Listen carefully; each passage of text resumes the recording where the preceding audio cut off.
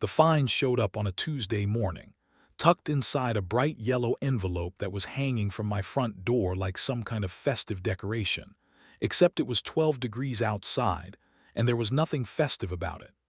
I remember pulling it off the door handle with my gloved hand, my coffee still steaming in my other hand, the cold air biting at my face the second I cracked the door open.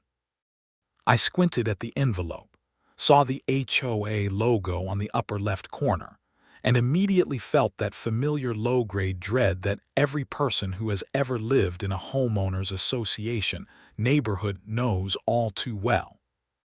It is that specific feeling, somewhere between annoyance and disbelief, like your body already knows before your brain catches up that something completely ridiculous is about to ruin your morning. I tore the envelope open right there on the porch, standing in the cold because I was too impatient to go back inside. The fine was for $75. $75. The violation listed on the official-looking form, complete with the Maplewood Ridge HOA logo stamped at the top in navy blue ink, read as follows: unapproved signage placed in front yard without prior written consent from the HOA Board of Directors, in violation of Section 4, Subsection 12 of the Maplewood Ridge HOA Community Standards and Guidelines. And right below that, in neat little typed letters, the name of the person who had filed the complaint, Kathy Kirkland, HOA Board Secretary and Architectural Review Committee Chairperson. I stood there on my porch in the freezing cold, rereading that line 3 times. Then I looked out at my front yard, which was currently buried under about 8 inches of fresh snow from the storm that had rolled through 2 nights ago. And there, sticking up from the snowbank at the edge of my driveway, was the so-called illegal signage. A small orange and white stake sign, roughly the size of a piece of paper, that said driveway marker, snow removal service.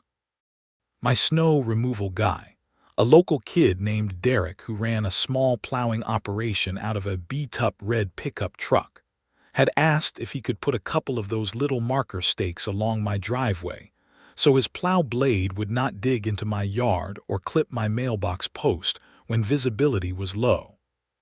The stakes helped him see where the driveway ended and where the grass and landscaping began when everything was buried under snow and looked identical. It was a completely standard practice. Every other house on my street that used a plowing service had the same exact markers, but apparently Kathy Kirkland had a problem with mine. I went back inside, set my coffee down on the kitchen counter, and stood at the window looking out at the street. Sure enough, right across from my house, I could see my neighbor Dave's driveway, which also had 3 of the exact same orange marker stakes planted along the edge. Dave had the same snow removal service I did, actually, because I was the one who recommended Derek to him last winter. And yet Dave, as far as I could tell, had not received a bright yellow fine envelope on his door.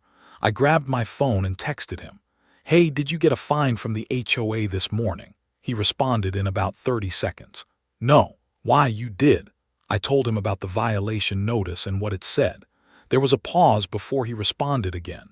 "Dude, we have the same exact markers, same color, same size, same position."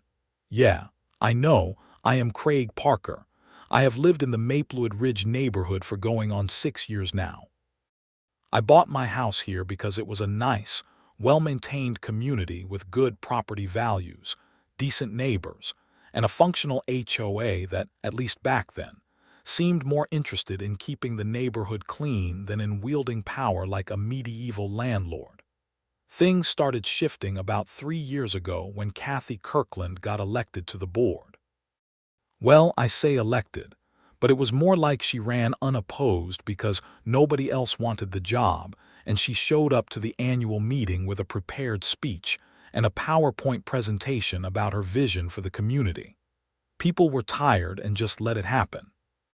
She became the secretary, but she operated more like the CEO, the sheriff, and the judge all rolled into one very motivated middle-aged woman in a fleece vest. Kathy lived 3 houses down from me on the same side of the street. She drove a silver SUV that she kept immaculate even in the middle of winter, which honestly takes a real commitment when the roads are covered in salt and slush. She was the kind of person who noticed everything, and I mean everything. She once filed a complaint against a neighbor because their holiday lights were still up on January 8th, which she said violated the rule requiring seasonal decorations to be removed within 7 days of the holiday. She cited the exact rule number in her complaint. She had it memorized. So finding out that she had personally filed a complaint against me for my snow removal markers was not exactly a shock, but it was still infuriating because the timing was spectacularly bad. We were in the middle of one of the worst winters this region had seen in years. The temperature had barely crept above freezing for weeks. We had already had 4 significant snowstorms by mid-January, and forecasters were calling for another one at the end of the week. The snow removal markers were not a decorative choice. They were a functional necessity. Without them, Derek could not safely plow my driveway without risking damage to my property or his equipment. I called the HOA management company, a third-party outfit called Community First Management, to ask about the fine and how to dispute it. The woman on the phone was polite but basically useless. She explained that a fine notice had been issued, that I had 14 days to pay it or submit a written dispute to the board, and that disputes were reviewed at the next monthly board meeting, which was scheduled for the second Thursday of February, which was almost 4 weeks away. When I mentioned that the temperature outside was currently 12 degrees and we were expecting more snow this week, she sympathized but said she could not override a board decision. I said thank you, hung up, and started thinking. The first thing I did was take photographs. I bundled up, went back outside, and documented everything thoroughly. I photographed my sign, the stake marker, its placement, how far it was from the street, how far from my mailbox. I took wide shots showing the full context of my front yard with the snow. Then I walked down the block and photographed every single similar marker I could find. I counted 11 other houses on my street alone that had driveway marker stakes. Some were orange like mine, some were blue, one was a reflective silver. One house actually had a string of 5 markers going all the way along a curved driveway. None of them had fine notices. None of them, as far as I could tell, had even been contacted by the HOA. I also took a photo of Kathy Kirkland's own property because I was curious. Her driveway was pristine, no markers, no signs.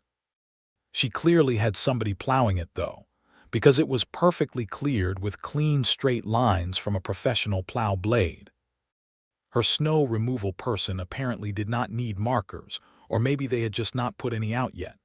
I went back inside, uploaded all the photos to my laptop, and started doing something I had been meaning to do for a while but had kept putting off. I actually read the Maplewood Ridge HOA governing documents, all of them. The Declaration of Covenants, Conditions, and Restrictions, which everyone just called the CC and RS. The bylaws. The Rules and Regulations Addendum. The Architectural Review Guidelines.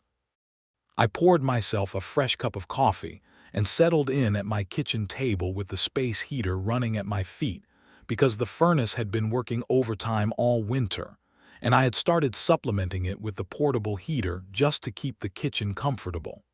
Section 4, subsection 12, which Kathy had cited in my fine notice, was about signage. It read, and I am paraphrasing here but only slightly, "No sign, placard, billboard, or advertisement shall be placed upon any portion of a lot visible from the street without prior written approval from the Architectural Review Committee, except as provided in subsection 12, A through 12, F." Then I read the exceptions. Subsection 12B caught my attention immediately. It stated, temporary informational markers or stakes placed for the purpose of property service, safety, or utility locating shall be permitted without prior board approval, provided such markers are of reasonable size and are removed promptly following the completion of the applicable service. I read that 3 times. Then I read it a fourth time just to be sure I was understanding it correctly. A temporary informational marker placed for the purpose of property service. That was exactly what my snow removal stake was. Derek placed it so he could safely perform his snow plowing service on my property. It met every single criterion in the exception clause. It was temporary. It was for a property service. It was of reasonable size. It had not been removed yet because the service, that is to say the entire snow removal season, was ongoing. I leaned back in my chair and smiled for the first time all morning. I drafted a written dispute letter that afternoon. I cited Section 4, subsection 12, B, verbatim, included my photographs, and pointed out that the marker in question was a temporary snow removal service marker that fell squarely within the stated exception. I also noted, diplomatically but clearly, that 11 other properties on my street had identical or similar markers that had not been cited, which raised a question about selective enforcement. I printed it out, signed it, made copies, and sent it via certified mail to the HOA management company with a return receipt requested. I also sent an email version directly to the full board of directors, all 5 of them, whose email addresses were listed on the HOA website. I said the management company. I was polite, factual, and thorough, and then I waited to see what would happen. What happened was not what I expected. 2 days later, on a Thursday, I came home from work to find a second yellow envelope on my door. My heart sank. I pulled it off, opened it, and found another fine notice. This one was for $100. The violation: failure to maintain a clear and unobstructed view from the street in violation of Section 7, subsection 3. According to the notice, this was about snow accumulation on my lawn that was allegedly creating a visibility obstruction near the corner of my property.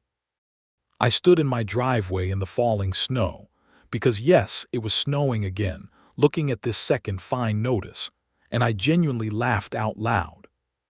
Not because it was funny exactly, but because it was so transparently retaliatory that it crossed over into absurdity. My snow accumulation, on my lawn, in the middle of winter, when we had received approximately 30 inches of snow over the past 3 weeks, the very snow that I needed my plowing service markers for. I went inside, checked the security camera footage from my driveway camera, which I had installed the previous fall after a package got stolen off my porch. The camera covered a wide angle that included the front of my house and a portion of the street. I started reviewing the footage and saw exactly what I suspected I would see. On Wednesday afternoon, roughly 24 hours after I had sent my dispute letter, Kathy Kirkland had walked slowly past my house, stopped on the sidewalk in front of my yard, and spent what the timestamp showed was about 4 minutes standing there looking at my property from different angles, her phone raised like she was taking photographs. Then she walked away. The next morning, Thursday, the second fine notice appeared on my door. I clipped that footage and saved it to 3 separate places: my laptop, an external drive, and my cloud storage. Then I called my neighbor Dave again and told him what was happening. Dave was, among other things, a retired paralegal who had spent about 15 years working for a civil litigation firm before he retired. He was not a lawyer himself, but he knew more about how the law worked than most people who had never gone to law school. He came over that evening, sat at my kitchen table, and looked through everything I had: the 2 fine notices, my dispute letter, the HOA documents, my photographs, and the security camera clip of Kathy staking out my house. Dave was quiet for a moment after looking at everything. Then he set down his mug of tea and said, "Craig, this is textbook selective and retaliatory enforcement. And depending on how the board handles it from here, it might be actionable." He explained it in straightforward terms. In most states, HOA boards have a legal obligation to enforce their rules consistently and non-selectively. Targeting one homeowner for a violation while ignoring identical situations at 11 other properties is a problem. and issuing a second fine within 24 hours of receiving a formal dispute letter for an entirely unrelated issue creates at minimum the very strong appearance of retaliation, which HOA boards are also generally prohibited from engaging in.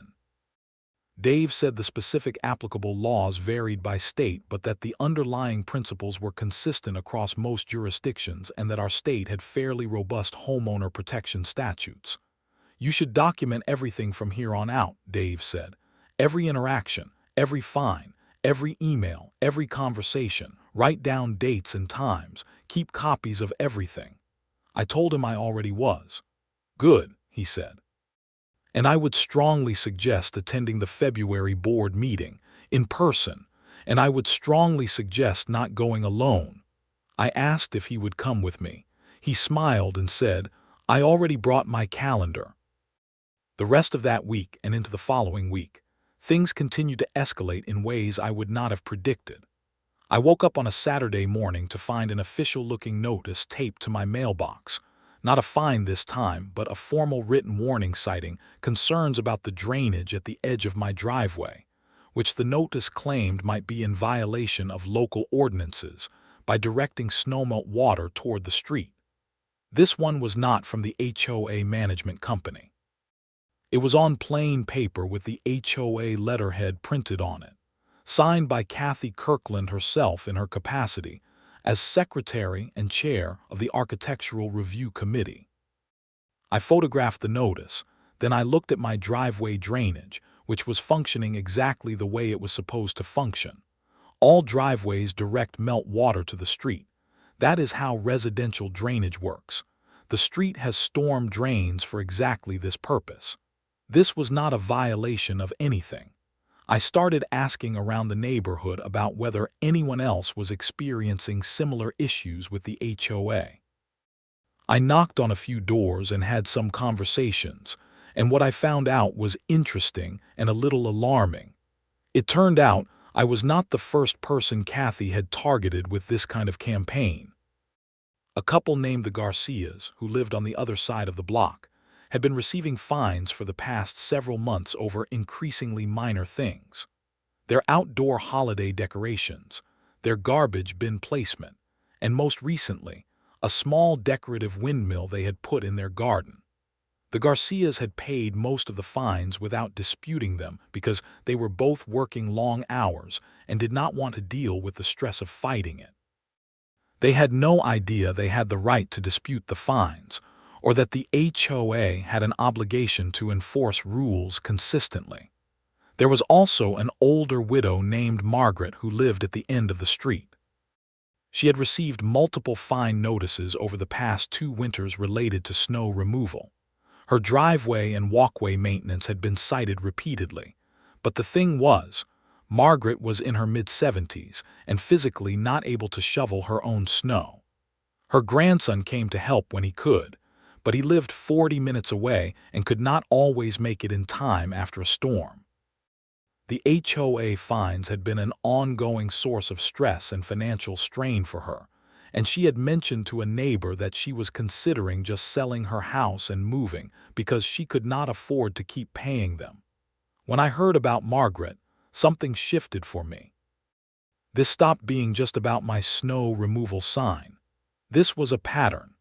Kathy Kirkland was running a fine collection operation under the banner of HOA enforcement, and she was doing it selectively, going after people who she thought would not push back, or who she personally did not like, or who had submitted dispute letters that made her feel challenged. The HOA fine revenue, I found out when I dug into the publicly available meeting minutes on the HOA website, was being used largely to fund what the minutes described as board administrative expenses and community improvement projects. But the specific line items were not broken down publicly. I put that in my notes too. I reached out to the Garcias and explained what was happening. They were quietly furious and very interested in what I had found in the governing documents about the exception clause and selective enforcement. Mrs. Garcia, who turned out to be sharper and more assertive than I initially realized, had kept every single fine notice they had received. She had them in a folder in her desk. Perfect. I also went to check on Margaret one afternoon, bringing over a casserole because my mother raised me right. I sat with her at her kitchen table and she told me the whole story. She had received 7 fine notices over 2 winters. She had paid 5 of them, totaling around $400. She had not disputed any of them because she did not know how and because the process seemed intimidating, and she did not want to cause trouble. When I showed her the governing documents and the dispute process, and explained that the fines might have been improperly issued, she got a look in her eyes that I can only describe as the look of a person who has been put upon quietly for too long and just found out they did not have to be. I told her I would help her compile her dispute documentation. She said she would be grateful. Over the next 2 weeks, the situation in the neighborhood kept developing on multiple fronts simultaneously. On one front, I was building my case for the February board meeting. I had compiled a comprehensive document package that included my original fine notices and dispute letter, the full text of the relevant HOA rules and exception clauses, my photographic evidence showing the 11 other properties with identical markers, the security camera footage of Kathy doing her walk-by inspection, specifically after my dispute letter was submitted, and the timeline showing the retaliatory second fine notice appearing the very next day. I had also put together a separate document summarizing what I had learned about the fines issued to the Garcias and Margaret, with their permission, and with copies of their fine notices included. On another front, I started a group chat with about a dozen neighbors who had expressed interest in what was happening. Not to be dramatic or start a neighborhood war, but just to keep people informed and give them a space to share their own experiences. Within the first 48 hours of that chat existing, 3 more neighbors shared stories about fines or warnings they had received that seemed questionable or disproportionate. One guy, a younger homeowner named Marcus who had moved in about a year ago, said he had received a warning letter last fall about his fence paint color being slightly off from the approved shade. He had repainted the fence at his own cost, which was around $600, only to receive a second warning, saying the new paint was also not quite right. He had never actually been given a clear written definition of what the approved shade was supposed to be. That one was particularly interesting to me, because if the HOA was issuing fines and warnings for violations that were not clearly defined in the governing documents, that created a whole different layer of legal problems. Now, right around this point in all of this, the weather decided to remind everyone who was actually in charge of winter.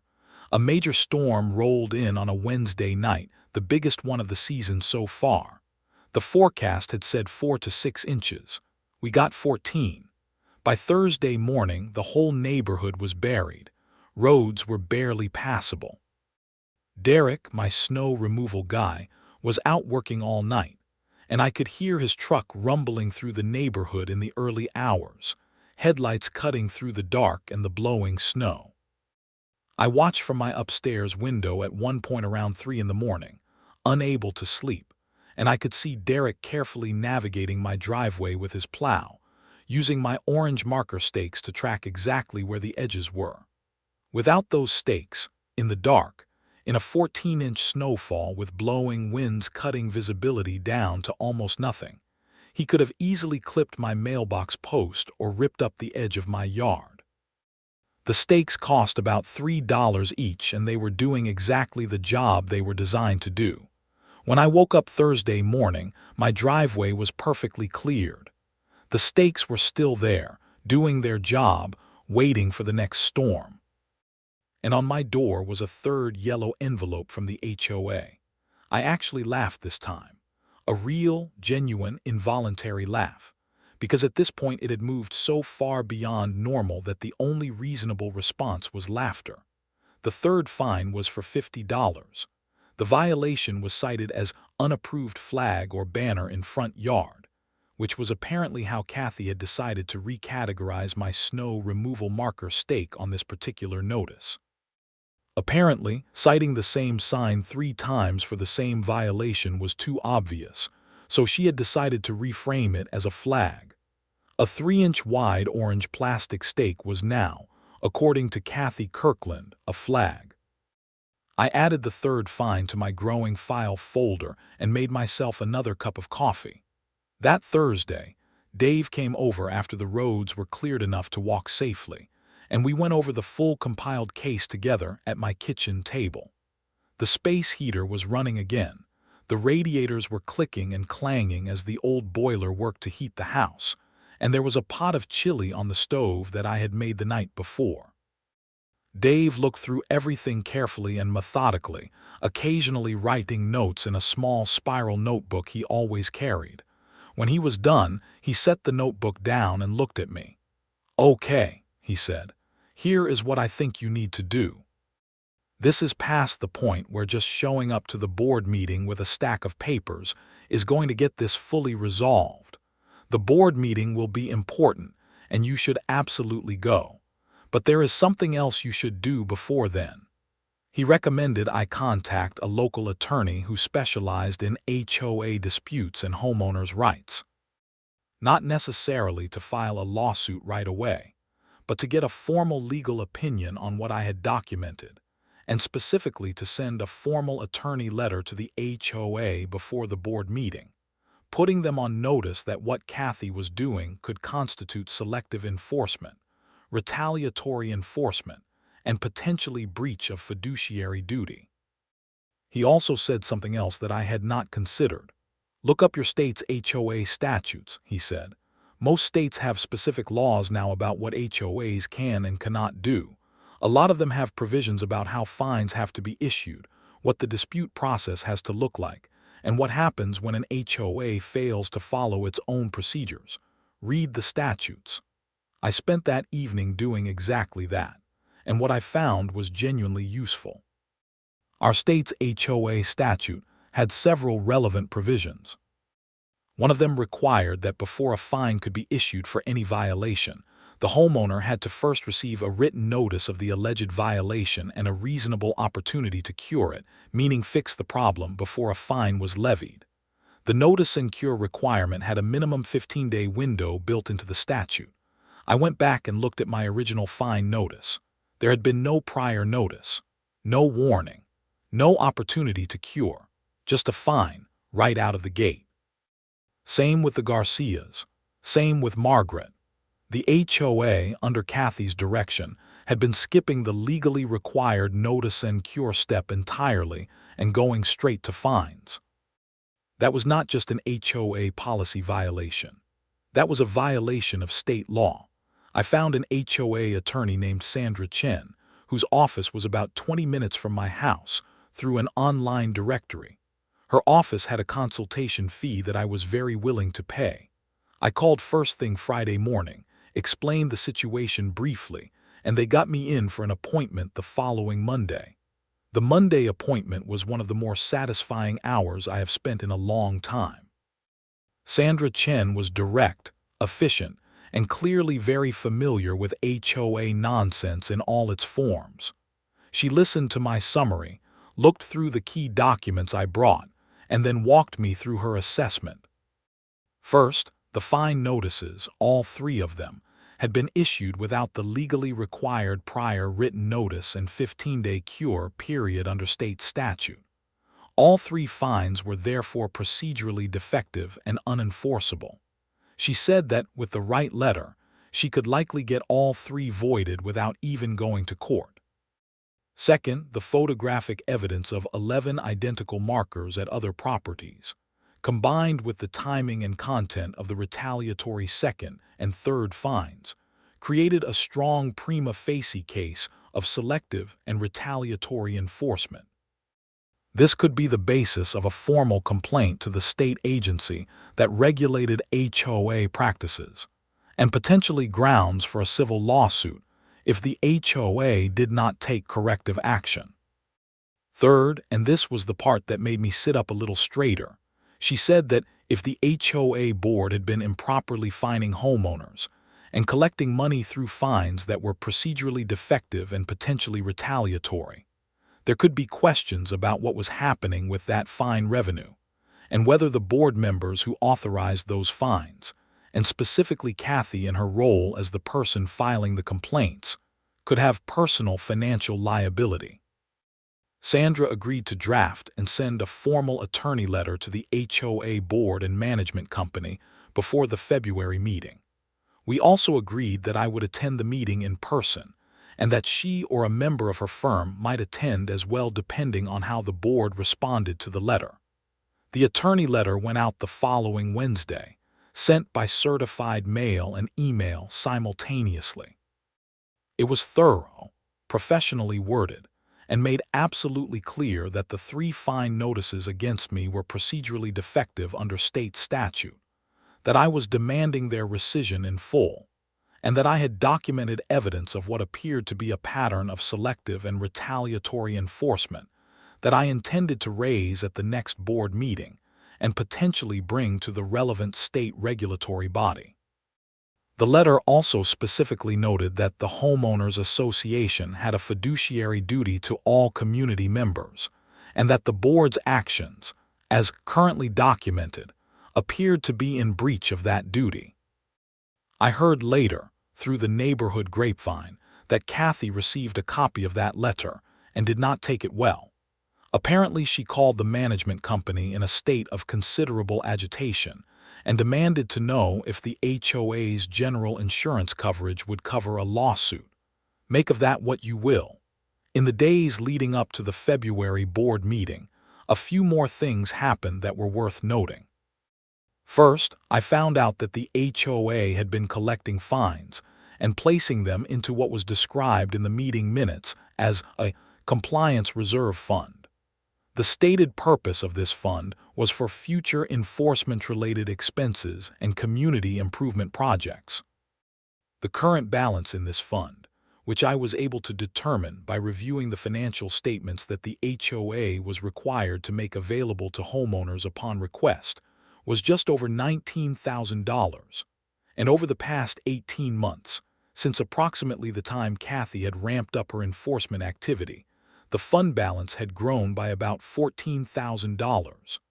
I requested an itemized accounting of how that fund had been spent. The management company told me the board would respond to my request at the meeting.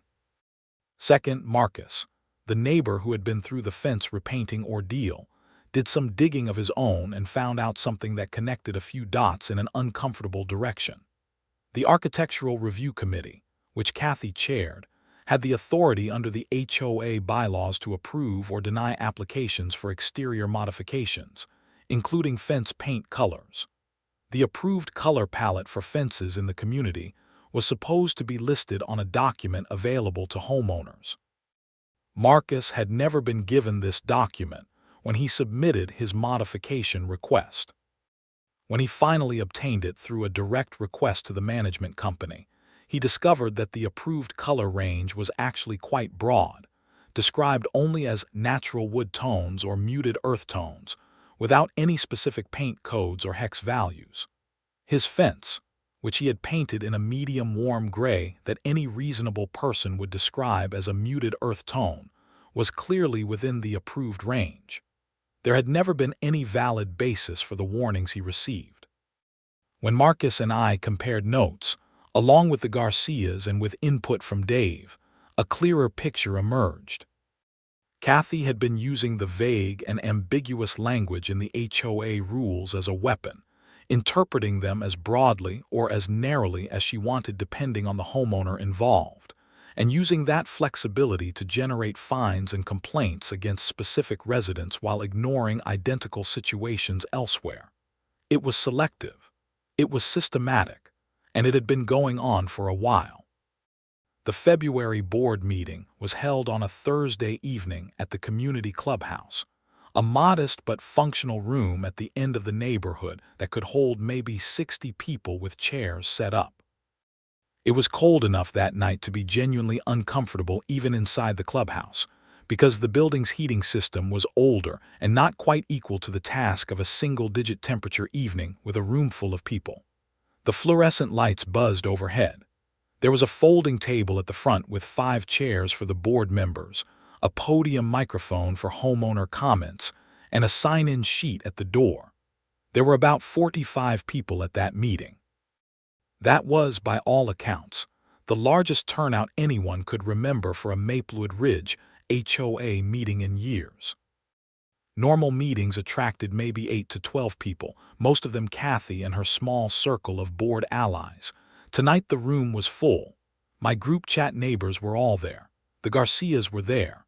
Margaret was there, and her grandson had driven the 40 minutes to bring her and sit beside her. Marcus was there.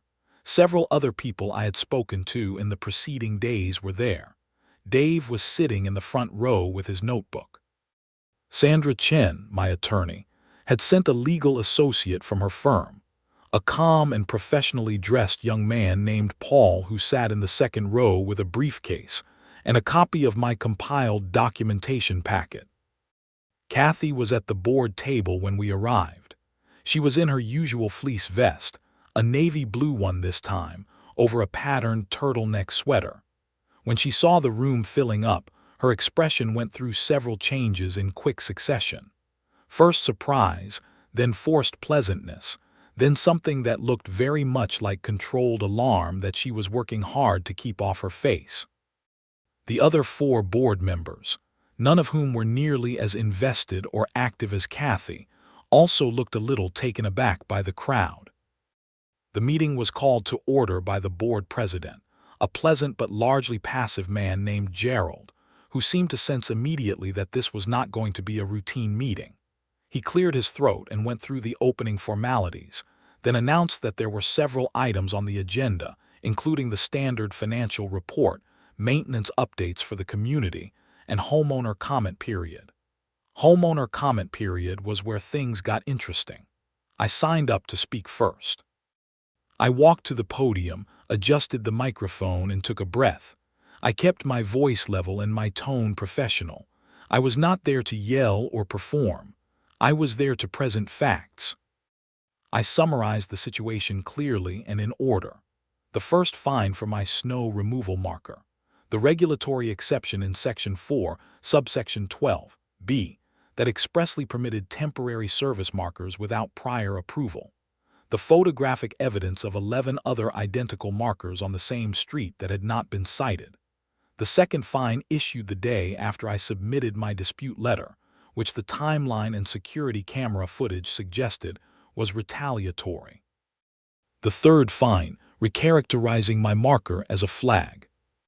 The legal requirement under state statute for a prior notice and cure period before any fine could be issued, which had not been followed in any of my 3 citations, or as I was about to demonstrate, in any of the citations issued to several other homeowners present in this room.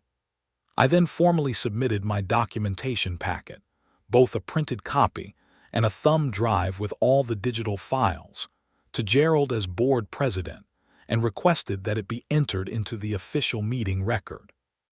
He took it with a slightly stunned expression. The Garcias came up next. Mrs. Garcia was composed and methodical.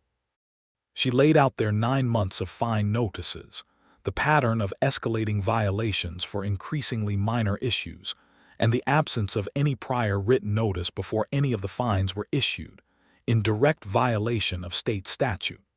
She itemized the total fines they had paid, $350.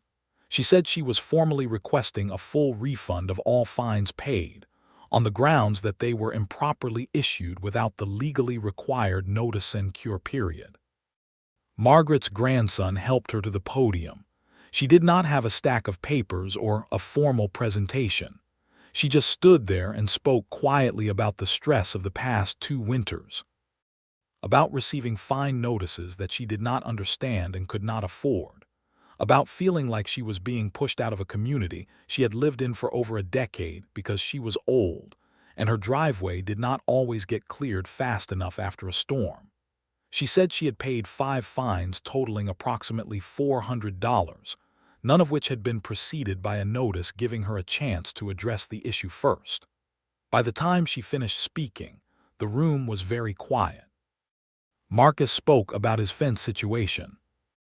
He brought paint swatches demonstrating clearly that his chosen color fell within the broadly defined approved range, and he brought photographs showing 3 other fences in the neighborhood with similar or darker gray tones that had received no warnings. He also formally requested his fence repainting costs be reimbursed. 2 other neighbors I had not fully coordinated with but who had heard about the meeting through the chat came forward with their own stories. One was about a warning regarding a propane delivery tank that had been placed temporarily beside his house during a period when he was having furnace problems and needed a supplemental propane heater. The tank was on his property, not in a common area, and had been removed after the furnace was repaired. He had received a warning for it anyway. Another neighbor described being told her decorative window boxes were in violation of aesthetic guidelines, despite the fact that window boxes were not mentioned anywhere in the architectural guidelines at all. By the time homeowner comments wrapped up, Gerald looked like he needed a glass of water and possibly a long vacation. Kathy, across the table, had gone very still. Her expression was controlled, but her jaw was set in a way that suggested considerable internal pressure. The other board members were looking at each other with the expressions of people who are just now realizing they might have some personal liability in a situation they thought was routine administrative work. Paul, the legal associate from Sandra's firm, was recognized to speak and briefly summarized the key statutory violations in language that was precise and completely unambiguous. He stated that under state HOA statute, all fines issued without prior notice and a minimum 15-day cure period were procedurally defective, and that the affected homeowners were entitled to refunds of any amounts paid. He stated that the documented pattern of selective enforcement and the circumstances surrounding the issuance of fines concurrent with a dispute letter submission created potential grounds for a state regulatory complaint and possibly civil action. He said he was available to answer any questions the board had about the legal exposure they were currently looking at, and he let that hang in the air for a moment. Gerald called a brief recess. During the recess, I watched Kathy go to the corner of the room and make a phone call. She had her back turned, but her body language was tense. When she came back to the table, she did not look at me. When the meeting reconvened, Gerald announced, with what I could tell was a mixture of resignation and genuine relief at having a path out of this, that the board was going to take several actions. First, all 3 fines issued against Craig Parker were being voided immediately on the basis of the exception clause in Section 4, subsection 12(b), and procedural defects under state statute. Second, a formal review of all fines issued over the preceding 18 months would be conducted by an independent party to be determined to identify any other instances of procedural noncompliance. Third, all homeowners found to have been issued procedurally defective fines would receive full refunds. Fourth, the board was commissioning an attorney, separate from the HOA's general counsel, to conduct a review of the Compliance Reserve Fund and its use. And then Gerald said something that he clearly had discussed during the recess, something that I had not quite expected, but that made complete sense given everything on the table. He announced that Kathy Kirkland was being asked to voluntarily step down from the Architectural Review Committee chairpersonship and her board secretary position, effective immediately, pending the outcome of the independent review. The room went completely still for about 2 seconds. Then somebody started clapping. Then more people joined in. Within a few seconds, most of the room was applauding. Not wildly, not cruelly, but with the very specific relief of people who have felt something pressing on them for a long time and just felt it lift. Kathy stood up. She looked at Gerald. Then she looked at the room. She started to say something that started with, "This is completely," but she stopped herself, pressed her lips together, and sat back down. She submitted her resignation from both positions in writing before the end of the meeting. I found that out from Dave, who stayed to watch the board handle the final paperwork. Now, I want to be accurate about what happened next, because I said everything would be resolved, and I mean it. The independent review that Gerald commissioned was completed over the following 5 weeks. The reviewer was a certified community association manager brought in by a neutral third party. What she found confirmed and expanded on what we had all suspected. Over 18 months, a total of 31 homeowners in the community had received fines. Of those 31, 22 had been issued without the proper prior notice and cure period required by state statute. The total fines collected from those 22 homeowners was just over $7,000. All $7,000 needed to be refunded. The Garcias received their $350 back. Margaret received her $400 back. 11 other homeowners received refunds they had not even been aware they were owed. The Compliance Reserve Fund audit also turned up a few interesting things. Most of the fund's expenditures were legitimate, things like vendor contracts, administrative fees, and legitimate community improvements. But there were about $3,000 worth of charges categorized as board operational expenses that, under scrutiny, could not be clearly tied to any community purpose. When the reviewer dug deeper, it turned out those charges related to a set of purchases that included what appeared to be a high-end home office printer, several months of a professional subscription service, and a certificate of completion from an online community leadership and management course, all paid for with HOA funds, and all with a delivery address or associated account that traced back to Kathy Kirkland personally. That was not administrative expense.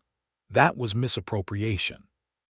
Gerald reported the findings to the board, the management company, and per the advice of the association's general counsel, to the local police. Kathy was interviewed by police 2 weeks later. She denied intentional wrongdoing and argued that the purchases were in the interest of her role as a board member, and therefore legitimately HOA expenses, which was exactly the kind of argument that sounds better in your head than it does when a detective is writing it down. The case was referred to the county prosecutor's office, which took about 2 months to review the documentation and ultimately filed misdemeanor charges of misappropriation of funds against Kathy Kirkland, based on the $3,000 in unauthorized personal expenditures from HOA funds. She was not arrested dramatically or anything like that.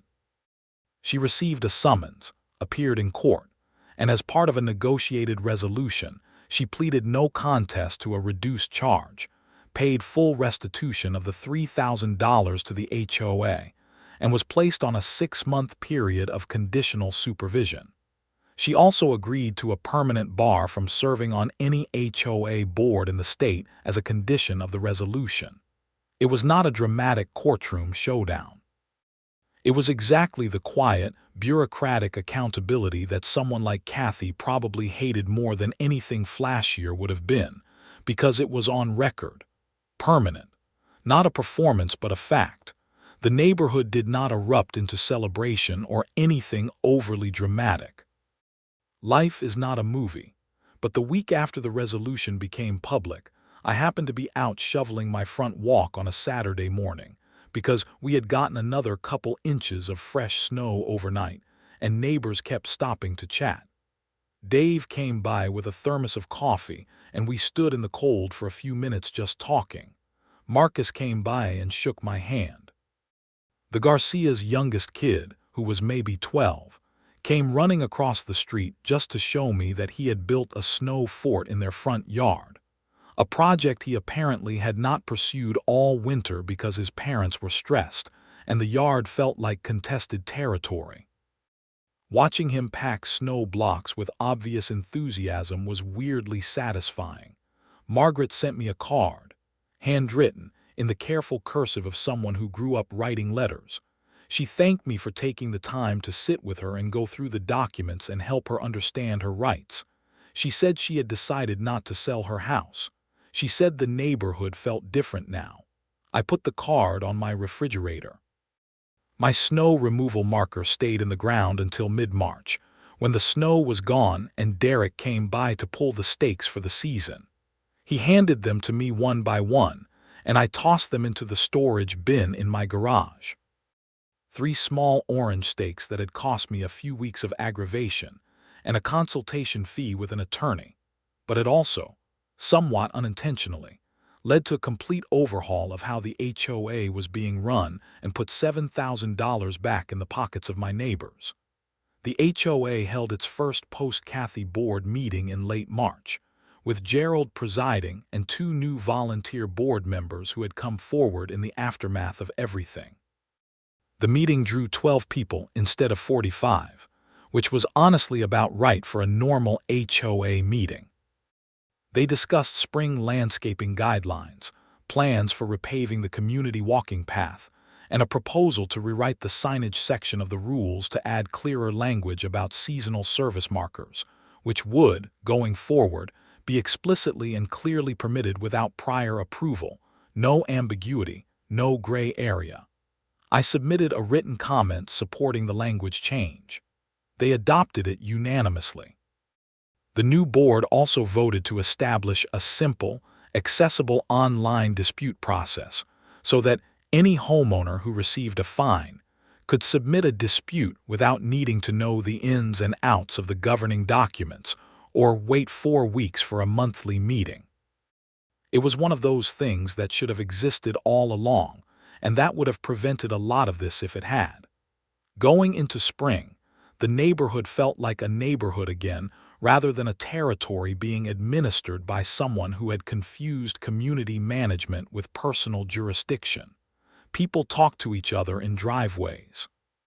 The group chat I had started, which I had fully expected to dissolve once the immediate situation was resolved, continued as a general community chat where people shared weather updates and recommendations for local contractors, and let each other know when there was ice on the road at the bottom of the hill.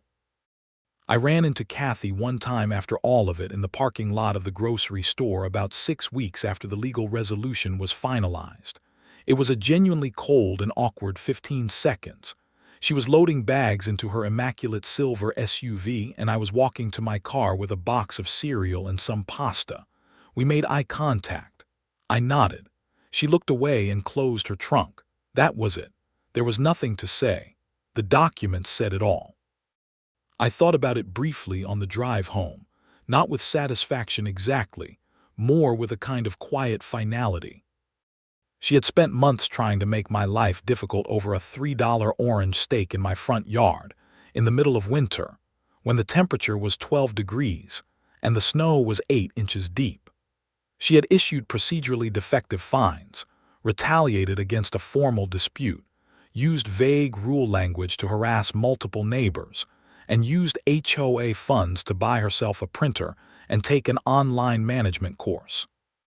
All of that had unraveled completely because I stood on my porch in the cold one Tuesday morning, opened a yellow envelope, read an absolutely absurd fine notice for a snow removal marker, and instead of just paying the $75 and going about my day, I decided to look up the actual rules.